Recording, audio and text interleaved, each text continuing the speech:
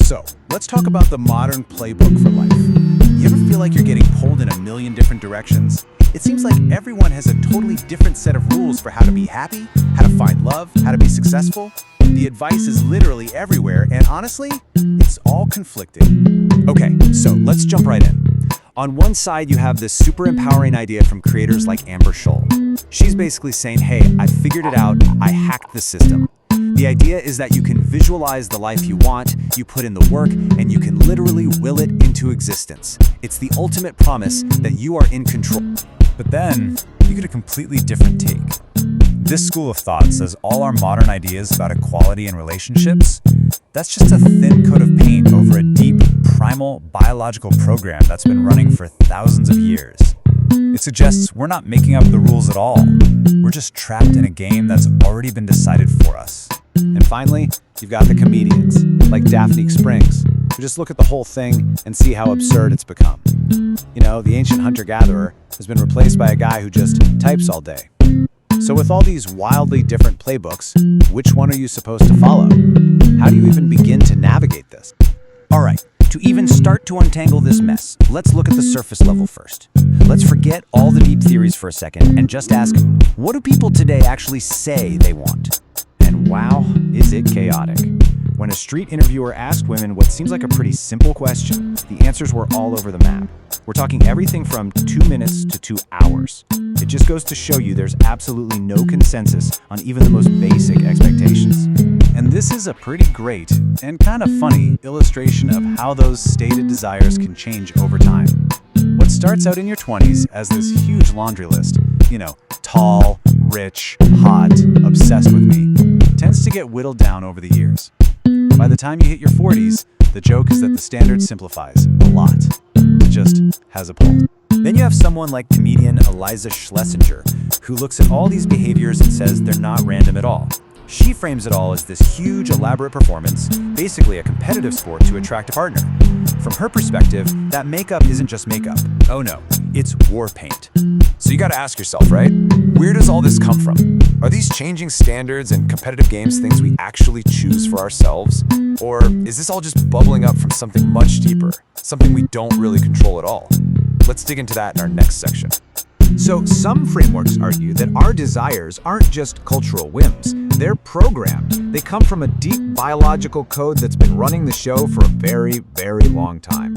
From this evolutionary point of view, you get this idea of hypergamy, which is described here as a vertical optimization scanner. Now, the argument is that this isn't about greed. It's more like a subconscious, hardwired survival filter that's always running, constantly asking, is this the best possible option for security and for the future? And what's really wild is that this constant drive to optimize might be happening deep inside our bodies too.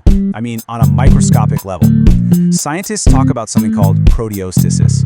It's basically this massive, complex network in our cells that's constantly managing and fine-tuning every single protein to keep us healthy. It suggests that, on a fundamental level, our biology is always aiming for the best possible outcome. You can even see this drive to optimize in how our goals for life itself are changing. As researchers like Dr. Tracy Anthony point out, we've gotten really good at extending our lifespan, just living longer. But that's not the goal anymore. The new frontier, the new optimization target, is health span, making sure those years are good, healthy years, living better.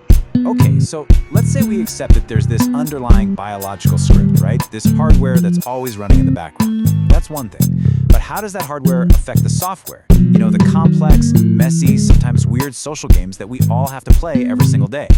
Which brings us right to it, the social game. We're talking about the strategies, the performances, and yeah, sometimes the outright deceptions people use to get by in their social and romantic lives.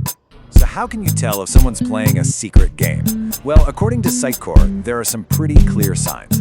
A phone that's guarded like Fort Knox, vague answers about where they've been, that reflexive screen tilt when you walk by, and a big one, using the word privacy as a shield when what they really mean is secrecy.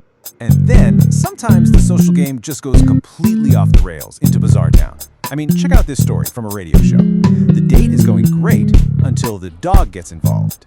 And when the woman offers her own leg to the dog to let her finish, the guy decides this is one social game he is definitely not equipped to play. And who can blame him? But this whole idea of playing a role, of managing how people see you, it's not just in our dating lives. It can happen on the biggest stages in the world. For instance, some sources have pointed to the construction of Melania Trump's public persona. They cite reports that her biography was changed, they've raised questions about her getting an Einstein visa for extraordinary talent, and they've noted an instance of plagiarism in a major speech, all potential pieces in crafting a very specific public narrative. So this is the big question, isn't it? If you're trying to navigate this world of unspoken biological rules and complicated social performances, where it feels like everyone is playing a part, how do you break free? How do you stop just reading the lines and actually start writing your own script? And that brings us to our final section, how you can actually go about crafting your own reality, moving from just reacting to the game to creating a game of your own. And here we are, full circle, back to manifesting. But as Amber Scholl makes really clear, it's not magic. The secret isn't the mood board. The mood board is just the map.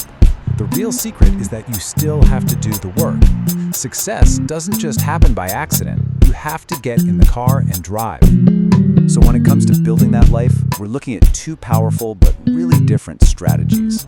The manifesting path, you could call that outward in. You figure out the external life you want, the career, the money, the travel, and you work to make it happen. The intimacy path is the opposite. It's inward out.